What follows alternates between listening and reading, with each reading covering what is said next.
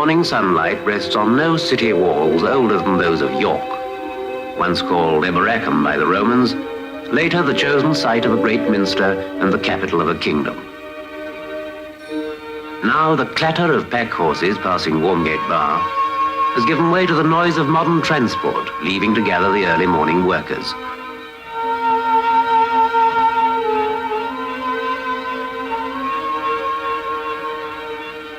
Embattled York, they called it once, when Booth and Bar used to watch the wild road north, and these streets were loud with stalls and bargaining tongues. Now, traders and typists, merchants and clerks rally to the shops and offices where today's business is gathered. The older streets have lost their traffic that grew too big for cobbled alleyways and burst out of them, went to the walls and broke great breaches through, so that York could reach out into a new age to take the railways into its lap. It must have shaken the old walls when the first trains came rumbling through. That was back in 1840 or thereabouts. Now York's something of a centre for transport, with a grand station that any station master'd be proud of. And that's where I come in.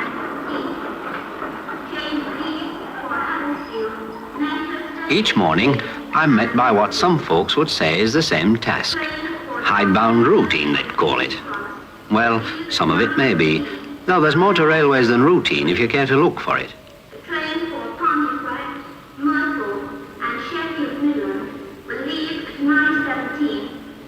Most of this stuff comes from region, that is, area headquarters. There's often a batch of extra trains for the weekend. Some don't need more than a glance. Now, I can leave that lot to my secretary. But there's some that need a bit more organising. There may be a cup tie somewhere. That'll mean more trains for the crowds and staff brought on to look after them. And then the next lesson is dictation. My dispatch case doesn't hold all the messages coming into the station. As well as a phone exchange in headquarters, there's a teleprinter place, up to the minute reports on the traffic position and such like. They deal with most messages in the outer office. Perhaps there's a horse box wanted, or a restaurant car needing its gas cylinders and fresh water tanks replenished. This is where all these extras are tied into normal station routine. I never spend more time in the office than I can help, and as soon as I've dealt with urgent matters, I'm off on a tour of inspection.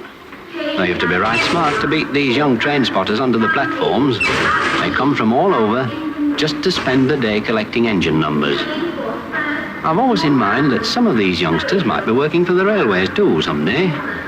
So it may sound foolish, but I like to see things straight before they get round. Not that some of the little devils always leave them that way. I don't get far without someone chasing me with a message of some sort, and I always reckon to show interest. If I can make the smallest job seem as important as taking a train a couple of 100 miles, then I'm not doing so badly. Oh, there goes the 917 Sheffield. Now, there was a last-minute call for an extra coach on that. 8, 10, good, they managed it. Not many folks about yet to warm the platforms up, but from now and for an hour or so, trains will be coming and going one every 3 or 4 minutes. 25 in an hour and a half to be exact. 9:20 from Newcastle's on time. Those coaches will be all ready for the 10:05 Edinburgh. Things seem to be going all right, so I've time for my call into the signal box. We used to have 8 old hand lever boxes to cover the 33 miles of track. Now it's just one panel and a bank of switches. One glance and the signalman can tell exactly where trains are in his section, and he can set a path by turning a switch that sets every signal and moves every pair of points along a line of track. There's the North Britain coming in now. As the train's wheels come into each section, they make those big bulbs light up to show exactly where she is.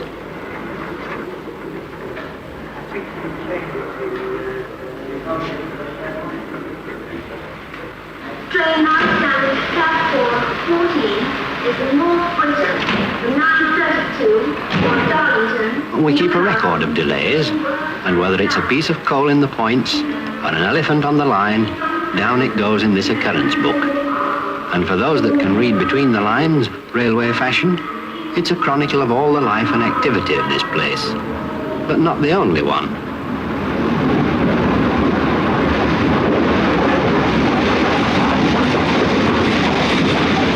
Train now arriving at platform 14 is the 950 for Grantham and King's Cross.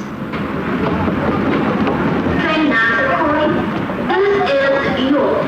This is York.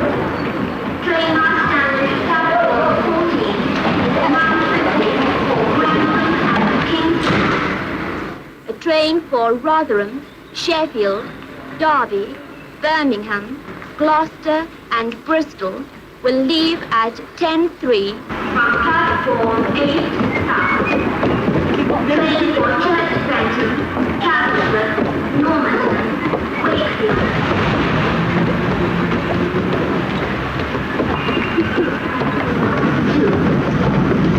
Train for Congleton, Markington, Derry, Cotton and Hull will leave at 10:10 from platform 6.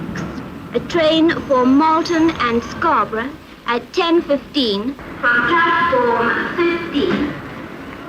The Bradford Scarborough should be ready. Ah yes, they're setting the path now.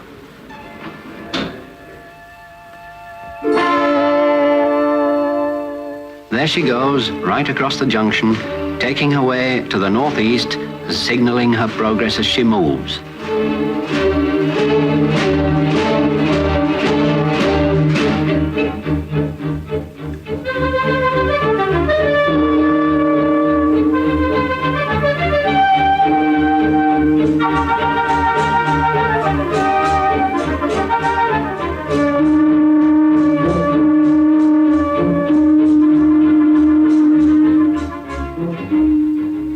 Morning rush is just beginning to tail off now, but the day's work isn't just moving trains in and out of the station.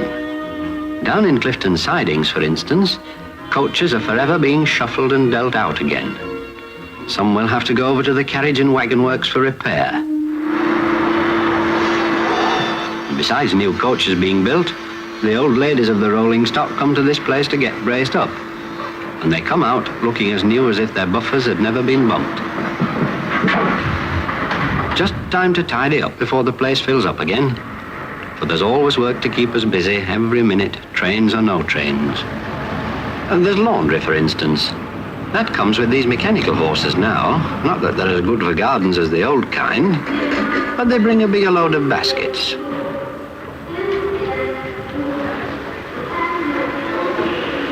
We're one of Transport's central laundries in York.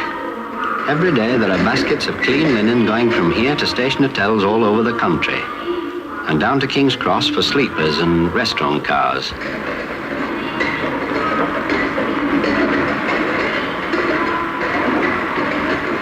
There's oil lamps too. I often think it's funny that though we've enormous organisations making and running nearly everything nowadays, the safest thing for a train is still an oil lamp trimmed and filled just right by a chap like this. That's railways. The latest thing in signal boxes in one hand and the oldest thing in lamps or headgear in the other.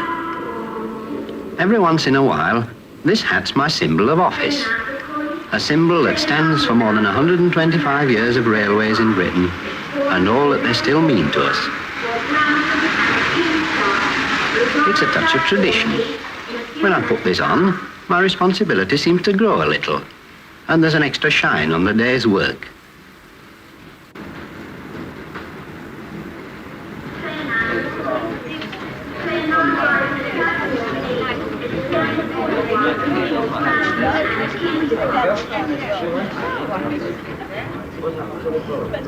Every time a train comes in, it means a complicated operation. To get it away on time, each man must know his job and get on with it without being told.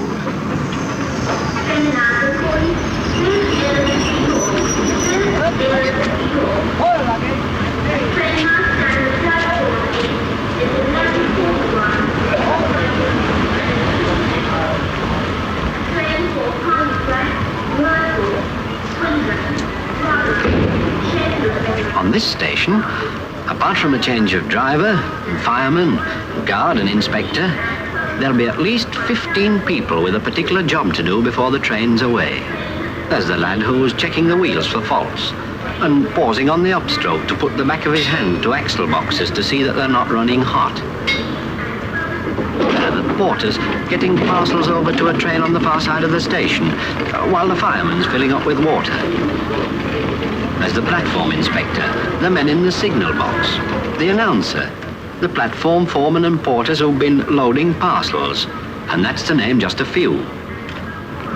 But in less than 10 minutes, the train must have its load and be ready for off again.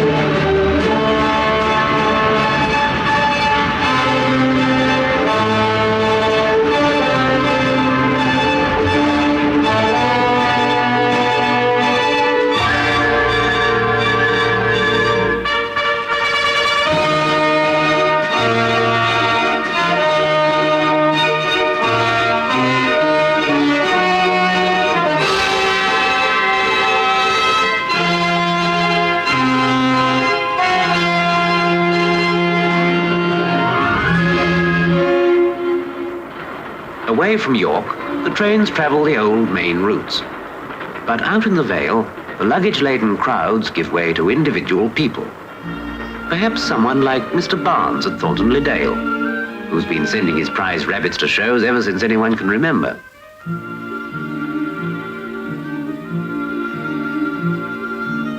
Once he'd have had to go trotting into the nearest parcels office with his boxes himself. Now something more personal has come to replace the stations sprinkled about the Vale. For these areas used to be served by branch lines, single lines, where the engines gave 2 puffs and put their brakes on for the next halt. Now these are going back into the melting pot. Their passengers have taken to buses, and the parcels go by van. Each day, this man drives out from Malton and across the moors, past stations where the level crossing gates have clanged for the last time.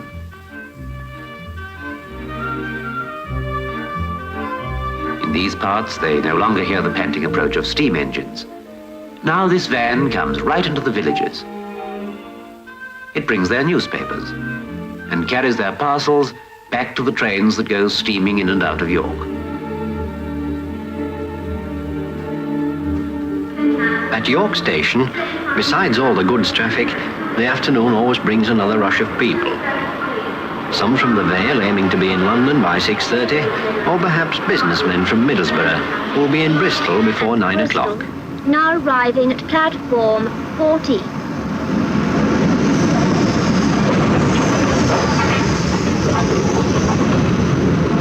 And every day, something different happens on these platforms. This is York. This is York. Train now standing. For while there's hundreds on we ask to be switched about as fast as they can get, every now and again there's someone who can't cope with platform rushing and stair climbing.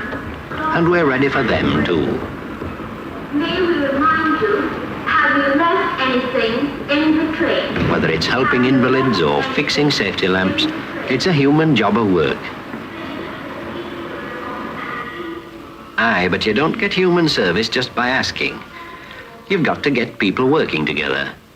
So you have meetings like those of the local departmental committee. That's where the staff and management get together to deal with, say, shift work. And there may be a few complaints too.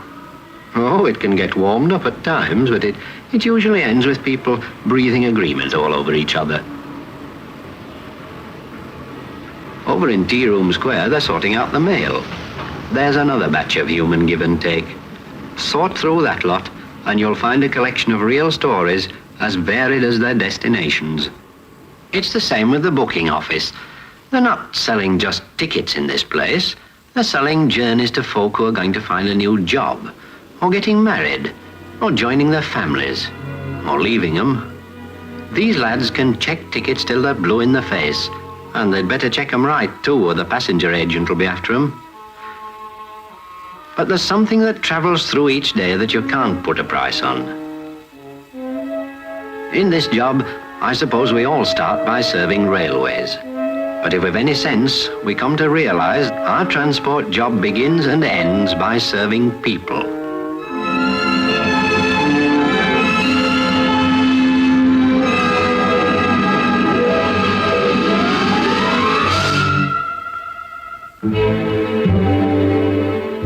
From their places of business, traders and typists, merchants and clerks move out to the bus stops.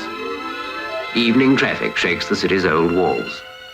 Behind the confusion, systems of order still deal with people's never-ending demands. Already, while today's messages are flowing through, next year's timetables are taking shape in the departments of area headquarters. Divisional Operating Superintendents. Hello, British Railways York. In headquarters, they're just bringing the day's planning to a close. And they've to plan for more than York Station. For these are the people who govern this area, an area that reaches beyond Yorkshire to Northumberland and Durham. It was in this part of the country that railways started, and the tradition stretches back a long way. Back to those who ruled in the old northeastern days.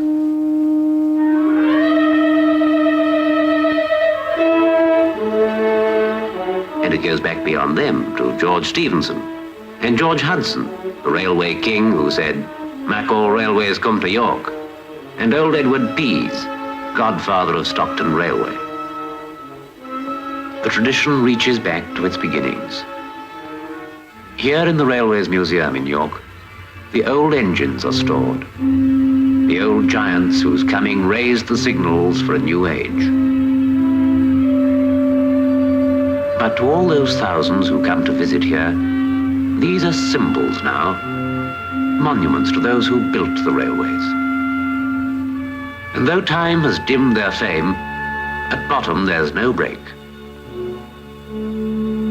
The hand that hauled the lever now turns the switch. It's still the same humanity setting itself to learn a new path.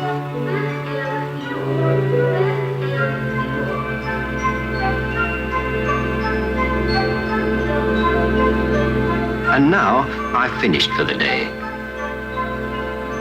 But there'll be no break for my leaving.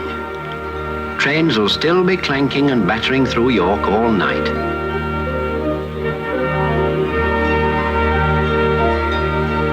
When I was at school, I recall they used to tell us that if you give a thing a shove and then leave off, the thing will still keep on going. Well, when I've given York Station my shove for the day, I reckon my chaps will keep it going all right till morning, so I can shove off myself.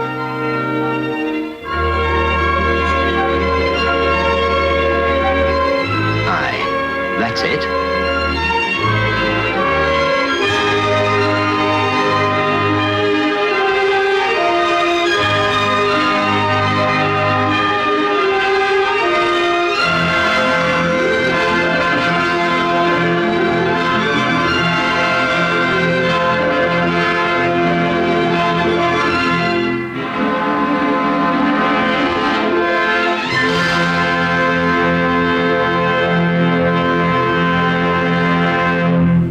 Something of a centre for transport, with a grand station that any station master'd be proud of. And that's where I come in.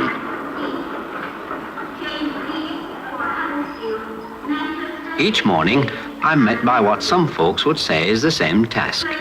Hidebound routine, they'd call it.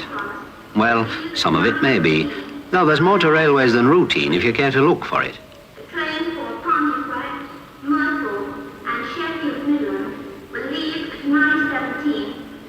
Most of this stuff comes from region, that is, area headquarters. There's often a batch of examples and bargaining tongues. Now, traders and typists, merchants and clerks rally to the shops and offices where today's business is gathered. The older streets have lost their traffic, traffic that grew too big for cobbled alleyways and burst out of them, went to the walls and broke great breaches through, so that York could reach out into a new age to take the railways into its lap. It must have shaken the old walls when the first trains came rumbling through. That was back in 1840 or thereabouts. Now you're...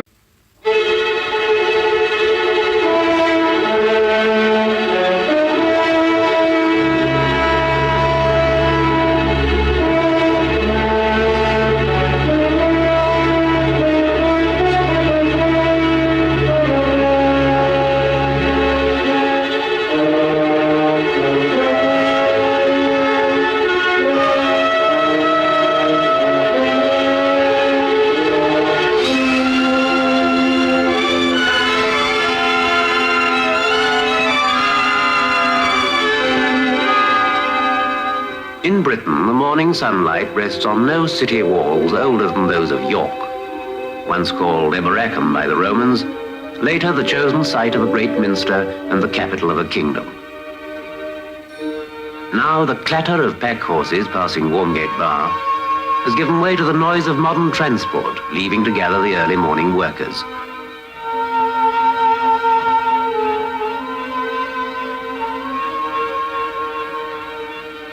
Embattled York, they called it once, when Bootham Bar used to watch the wild road north, and these streets were loud with stalls to trains for the weekend. Some don't need more than a glance. Now, I can leave that lot to my secretary. But there's some that need a bit more organising. There may be a cup tie somewhere. That'll mean more trains for the crowds and staff brought on to look after them. And then the next lesson is dictation. My dispatch case doesn't hold all the messages coming into the station. As well as a phone exchange in headquarters, there's a teleprinter place, up to the minute reports on the traffic position and such like.